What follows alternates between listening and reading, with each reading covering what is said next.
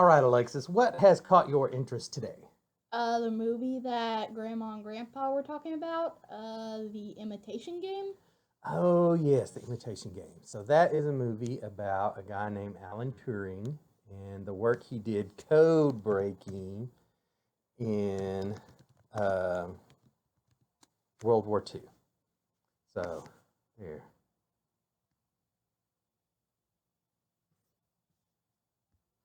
I didn't know Doctor Strange was in World War II. Yeah, that is Benedict Cumberbatch. Yes, the same actor that plays Doctor Strange. So, what that is about is a machine called the Enigma Machine. And it was thought to be an unbreakable code that Nazi Germany used during World War II. And so it looks like a typewriter, and we don't need to use their sound because I'm going to talk. It looks like a typewriter, and basically, let's see, do we get a. Oh, there. And what it is it has these three rotors up here at the top. And what it does is whenever you hit one of the keys, a light will light up. Let me see if I can get a good example for you. But we'll talk about it. So fundamentally, what the Enigma machine is a replacement cipher. So if you have you ever done the thing in class where like you'll do A, B, C, D, E, F, all the way to Z, right? And then you can write Z, Y, X, W, A, B, C, D, F, G, H, I, J, K, L, M, N, P, Q, R, S, T, V. I don't, and basically, so anywhere that you're writing, you replace these letters. So the first letter of Alexis wouldn't be A, it would be Z. And if we did E, it would be V, whatever L, right? And then so you can write out this code, and it's actually replaced with different letters. That's right? Cool. Okay, so the Enigma was a super complicated one of those. Here, I don't like this video. Let's try this one. Because I think he does a better job. I've seen. That's a lot of numbers. Yeah. So, oh no, it's an ad. All right, so see how these rotors are ticking? All right. And so there's the machine. And whenever you click, see the different lights are lighting up? Yep. For the different letters. So that is an example of the code that you would produce. You go through there and you hit the different keys, and it produces all of these different letters. And then if you go through and you type it back in with the same settings, then you get the same number out. Now, what made it so special was if we just do a regular number replacement, I always know, right, every place in your sentence or your paragraph, because these are communications. And so we're trying to talk about different things going on. Well, anywhere there's an A, there's a Z. And if I just use this basic replacement cipher, would have been easier to find out. Well, yeah, because once I figure out what the replacements are, then I know the whole code for the entire document, right? Yeah. And one of the ways that you can figure it out is if there's spaces and things like that in the code, then I know that there are common words. So like one of the most common words in the English language is a three-letter word, and even if it looks something like this, it's the. It's the. Very good. So I'll go through and I'll try and look for common words or common letters. Do you know what the most common letters used in the English language are? T. If you've ever watched the Wheel of Fortune, they put them at the bottom, at the end, all the time. R, S, T, L-N-E. I knew T was going to be one of those because I don't know, it's just a common letter. Yes, so those are the most common letters. So if you know the common letters and you know the common words, then you can look at this replacement code and you can start working it out, and you try different combinations to try and unscramble it. And if you start getting real legible words and sentences all of a sudden, then you've broken the code, and you can break the code for the entire communication all at once. What made Enigma powerful is it had these rotors. And whenever you clicked the button, these rotors would rotate. And so A might be Z the first time, Ooh. but as soon as I hit the button, like if I was spelling out somebody's name like Aaron, A-A-R-O-N. A-A-Ron. A-A-Ron, you're in big trouble, A-A-Ron, right? I might get this.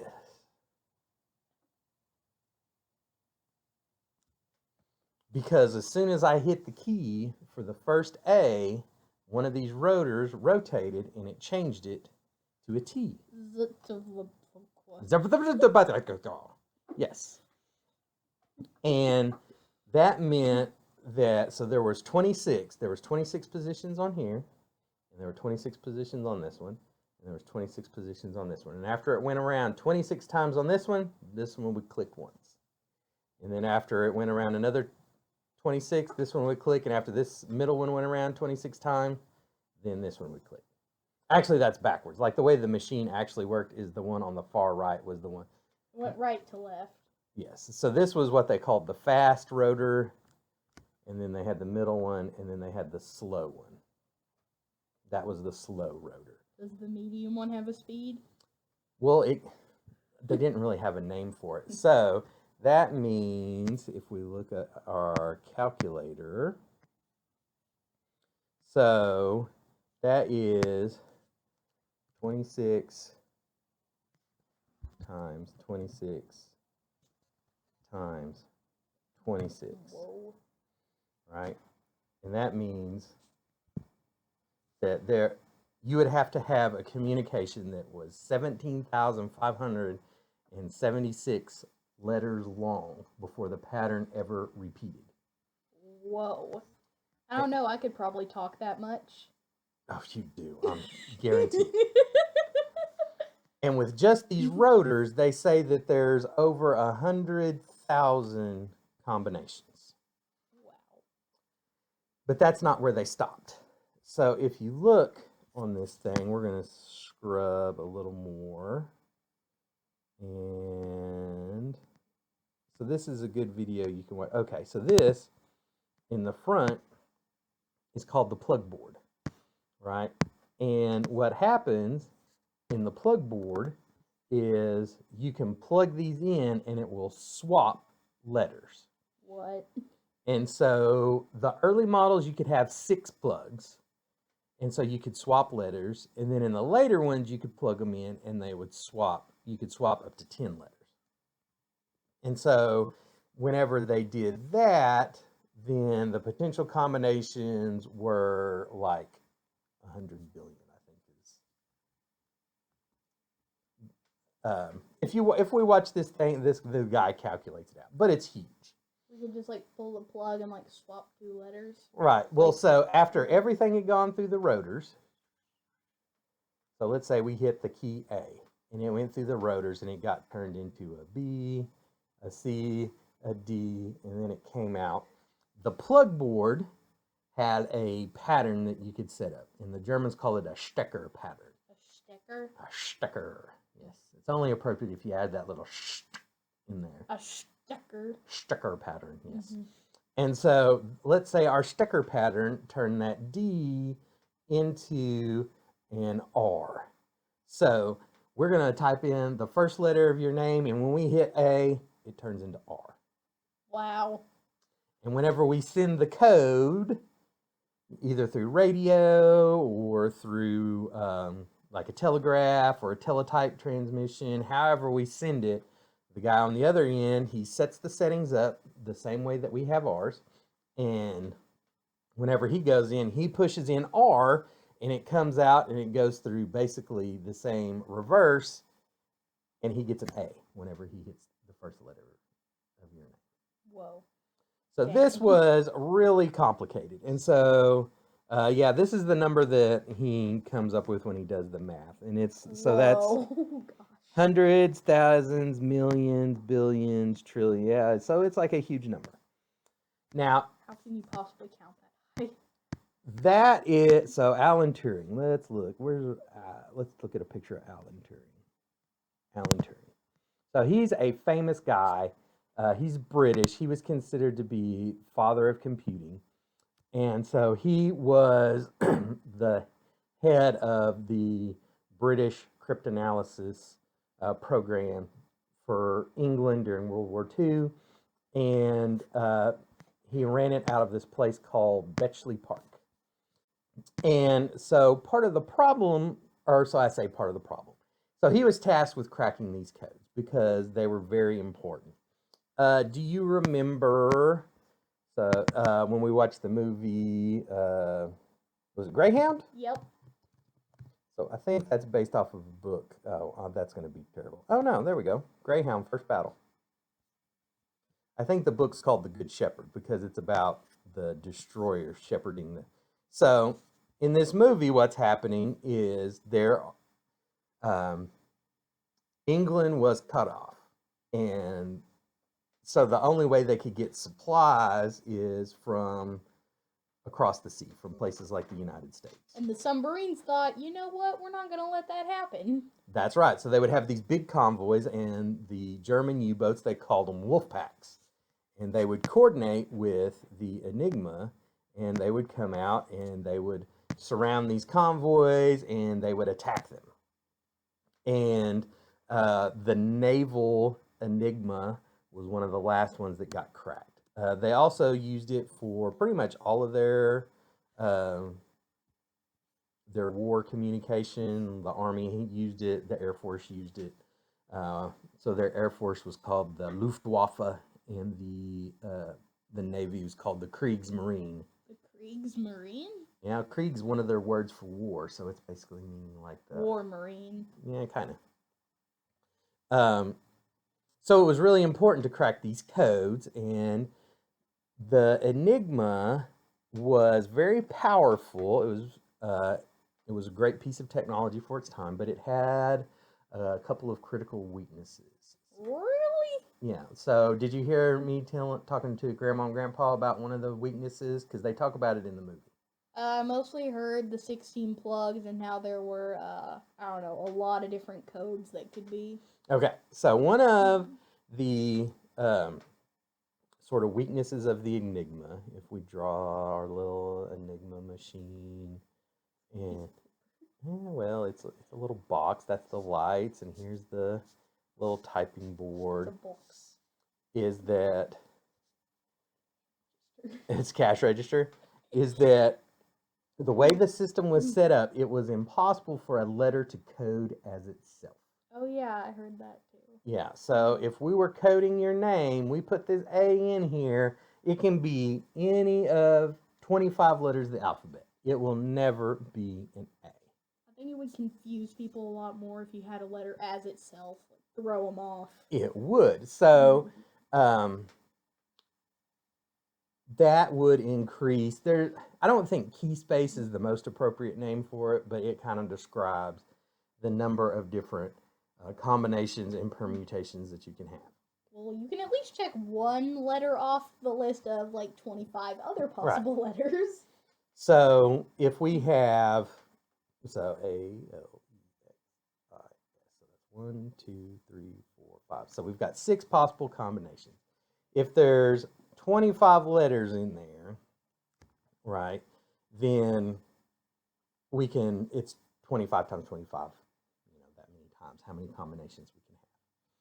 If we have 26, then it becomes 26 times 26 times 26 times 26. So it immediately goes up. Another thing that they could have done is they encoded numbers as the word, and that becomes important later. So the German word for one is eins. And they found out whenever they were doing analysis of these communications is that the word eins was in like 95% of the communications. Ooh. And so it gave them a word to hunt for because they were always hunting for that. A common word. If instead the machine could have coded for numerals, this would have gone up to 36 times 36 times 36 because Whoa. you would have also had 0 through 9. Oh. But so there was a weakness in the fact that it could only code for 25 possibilities. It was impossible to code for its own a letter to code as itself. And it didn't do the number thing? Yes. And so one of the things they would do is they would look for what they called cribs. And cribs were just sort of like groups of letters in communications that they would try to break. And one of the ways that they would do it is by exploiting the other great weakness in the Enigma machine. Do you know what that other great weakness is? No. Lazy Germans. So, for example, there is, if you read about the stuff, there was a brand new radio operator. He was in the Enigma network. Wait, wasn't there a guy who talked about his, like, talked to his girlfriend? Or Oh, yeah, that's one of the Air Force guys. We'll talk about him later. But this was just a radio operator. Oh, gosh. And so he was supposed to send out just a dummy message to try it out because he was a new guy. And they have documentation of the story from one of the English code breakers as they're looking at the message and he's looking through it and he's like, so there's this big long string of letters, this huge page of it, and he was looking at it and that had every possible letter in it in the world except for one. What? L? How So, many L's did you put? Wait a second. Did he just type all L? He was the new guy, and he was supposed to try out the system, and so he fired up a cigarette and just went L L L L L L L L L L L L L L L. That's awesome.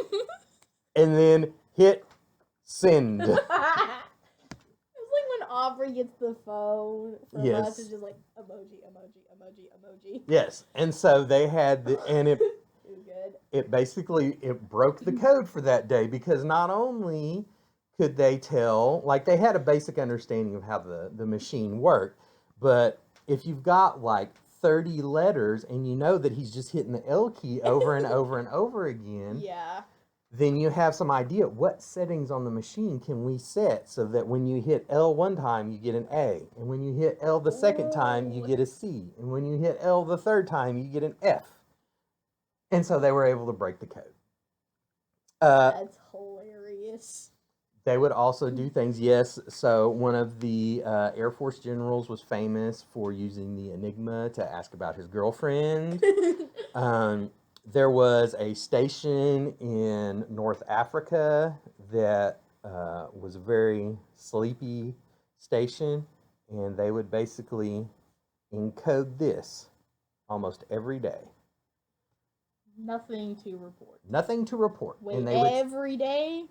All the time. Is that even... And so what would happen is the code breakers, this is... no, there we go. This is known as what's called a known plain text. And so if I know what your message is, I can look at the cryptography that we got out of it, and I can compare the two, and I can start to figure out what your code is that you're using. And in this particular case, it wasn't just figuring out, something simple like all the A's equals Z. You also had to figure out like what were the different settings to get this, and then one rotor turn, it might equal this. And so you're trying to figure out what were the combinations of settings to get those. And they could change all that up. Enigma Machine. They said the same thing every day. Yes. It's And bad. so if we look at the machine, so these rotors, The gears. yes, well, they could change those out. So there was a couple ways that you could change this. So one of them was that they had different rotors. So they had, you put 3 of them in the machine, and you could put them in a different order. So some days it might be 1, 2, 3. Other days it might be 3, 1, 2. They also had extra rotors, and sometimes those were added later in the war. It kind of depends, but I know it got up to 5. 5 rotors? Yeah, not all in here at once. That would be bad. You just had 5 different combinations. Like So it could've some days been it might be 2. 5, 3, 1, or 1, 2, 4. Wow. And so they would change that up. The other thing that they had to break was the Stecker pattern in the plug box. So what were those? And they started out with 6, and they got up to as many as 10. And so they would go through and they would have to figure that out. And they also had to figure out what were the starting position of these disks. So it wasn't just enough to know what the disks were, you needed to know what setting it was on whenever they first started sending the message. This one looks like it's on 25 or something.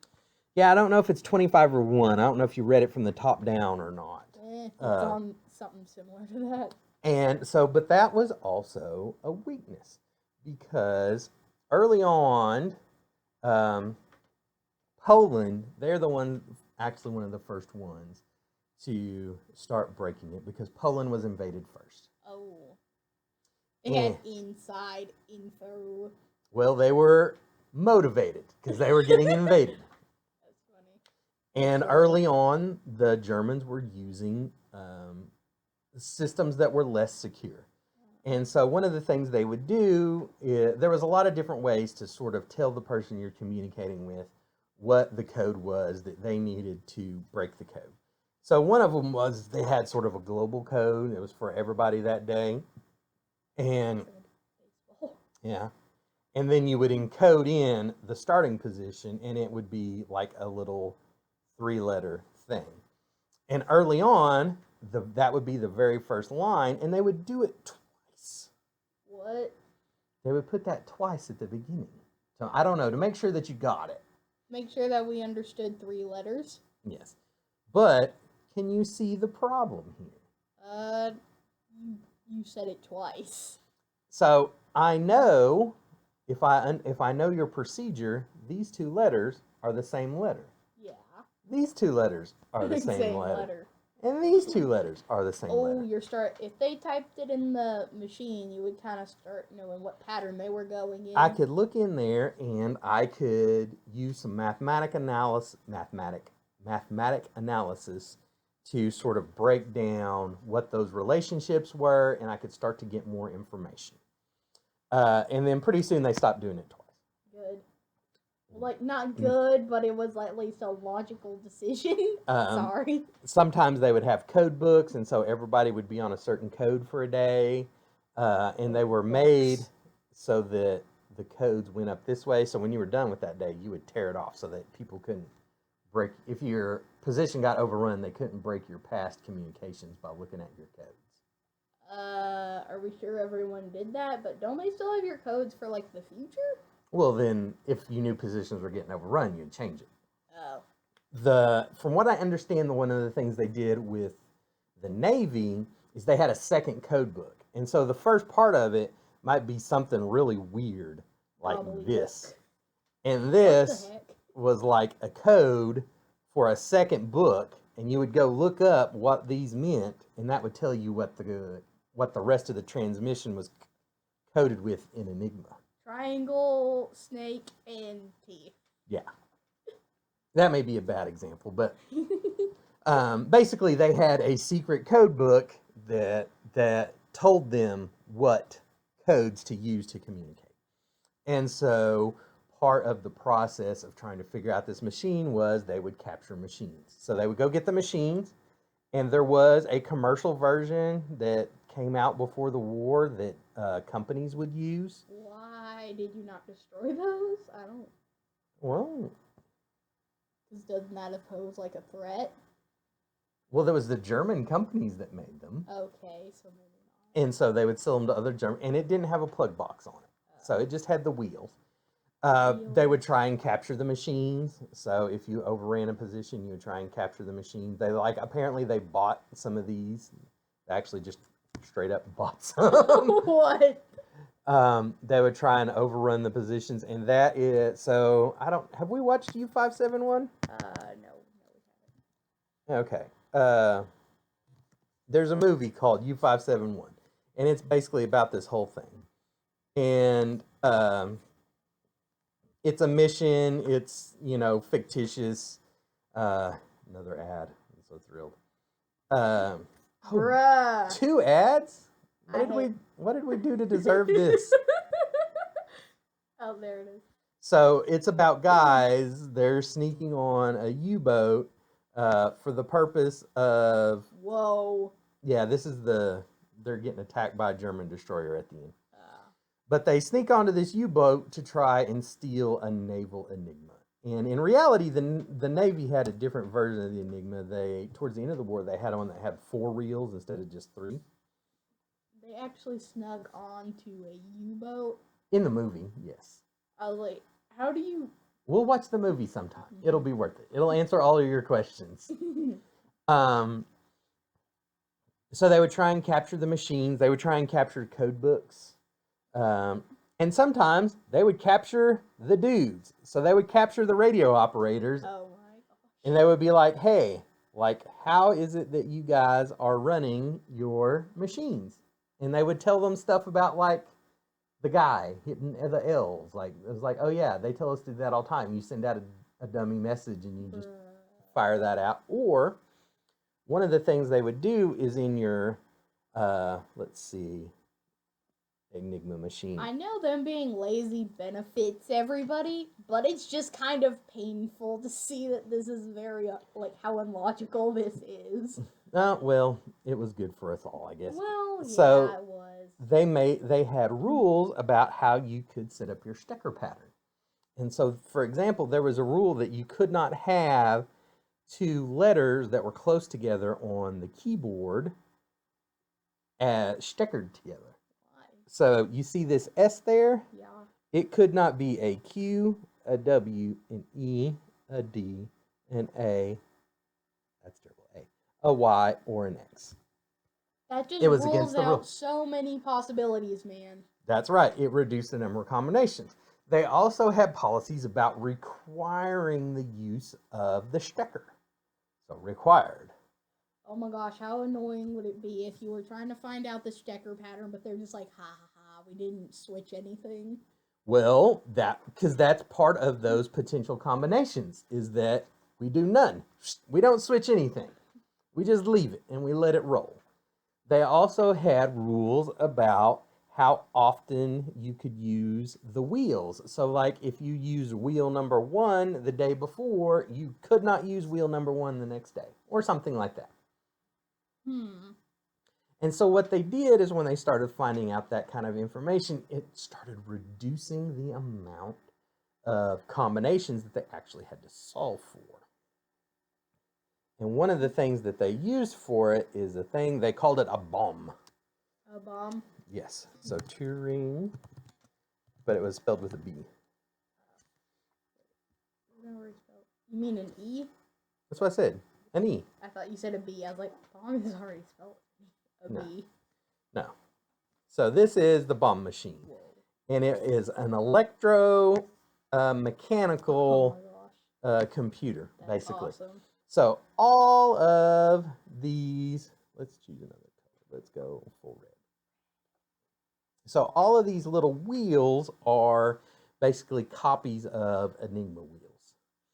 And what would happen is this big thing would brute force different Enigma combinations. What do you mean brute force?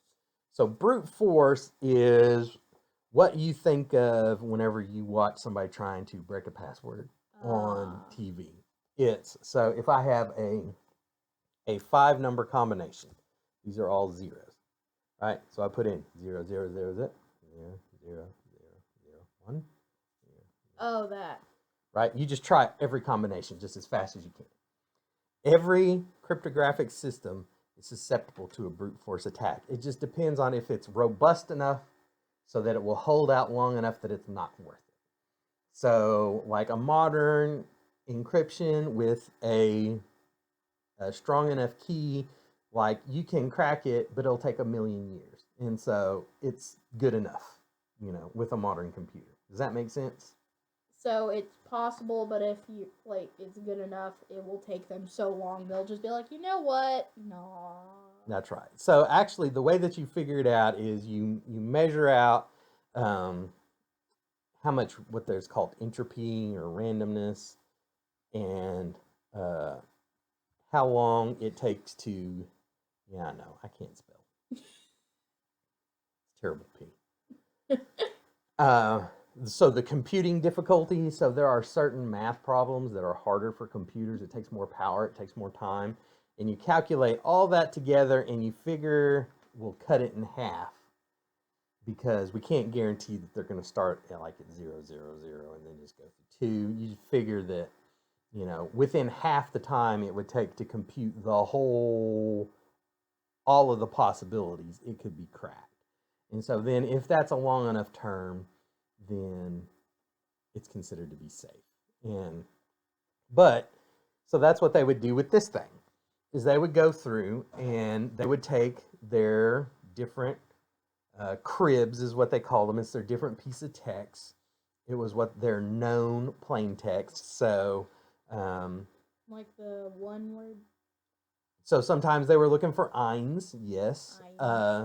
A lot of messages, they would start with A and X, which is sort of the German equivalent of to, and X was like a space character. So if it was like to somebody, to Hans, they would look for the A and X as the to. Since they were Nazis, a lot of the messages would end with HH or Heil Hitler. We had Heil. Yeah, that's like hail. Oh. That was like their salute thing. I was confused. Or they would look at the nothing to report today guys, or the German officer that was always checking on his girlfriend, or the all L's guy. The all L's guy. Anytime that you could get sort of the known text. Another thing that they would do is that sometimes the Germans, they would send out messages multiple times with different levels of encryption. And so, like, there might be a weather report that they send out every day, or a report on harbor traffic. What? Yeah. And they would send it out. They might send it out 3 times. They might send it out just in plain. They might send it out in a code that was weaker, that had already been broken, and then they would send it out in the Enigma code. I mean, you just type random stuff, like, I don't know, yeast. Yeast. I don't know, it's the first thing I thought of. Okay, anyway, but the point is they would have whole messages. And they're just like, oh, so here's this, here's the whole message. And so you know what the plain text is. And so they would go through and they would run all of these, and they're basically running a simulation, and it's a brute force error checking. And so they would go through, and you're trying to get it to spit out 3 or less possible combinations. And so what it would do is it would go through and it would check all the possible combinations to get the plain text and the ciphertext to match. So ciphertext is the encrypted stuff, plain text is the unencrypted stuff that you can read. How do we get those to match? What settings do we get in there? And it will go through and they'll just brute force error check them. And so we know that there's certain settings that will make it impossible. So if my ciphertext is actually if my plain text is actually plain, if the ciphertext contains a P in the first spot, we know it's false, right? Yeah. Or if the P contains an O, it's probably false because it can't be steckered with an O. Oh, yeah. because it's side by side on the keyboard. And there's just a bunch of different things like that, and it's going through and it's just checking every single one, and it's like, is this one possible? No. Is this one possible? No. Is this one possible? At least No. you got a machine doing it instead of having to like sit there for 3 hours. Well, You probably still did, but you didn't have to be like, ah. by the end of the war, they said that they could break the Luftwaffe codes before breakfast. Okay, that's awesome. But they had several of these that were running, and they would go through and they would package up all that material and they would start running through it, and then you get no. And then you would get a yes, and the yes was, let's do further analysis. And then so you would look at the codes and you would look at the messages, and you might try applying it to a wider set of messages until you could get stuff that you could read. Wow. And so they did all of that to break the codes for this machine so that they could read their mail, basically. There's some people that have estimated, so the code word for this was ultra, the codes, and that breaking ultra codes reduced the amount of time in the European theater by 1 year. So the war was shorter by 1 year because they were able to crack the Enigma code. Wow, that's awesome. So that is what that movie is about. Is about this guy who he did a lot of work founding sort of computer and computer science. He did his work at, like I said, Bletchley Park. There's him when he's older, looking over an Enigma machine. That's cool. And it was a very important part of our history in how the Allies defeated the Nazis during World War II. We also learned not to be lazy with encrypted messages. Yes, unless you're the enemy. Don't. Okay, if you're the enemy, be very lazy. Type all L's, do that. Yeah. So do you remember that scene from The Patriot? We watch The Patriot whenever he's talking about, his weakness is vanity, and he says, and the French guy says, personally, I'd prefer stupidity. Yeah. All right. Good job.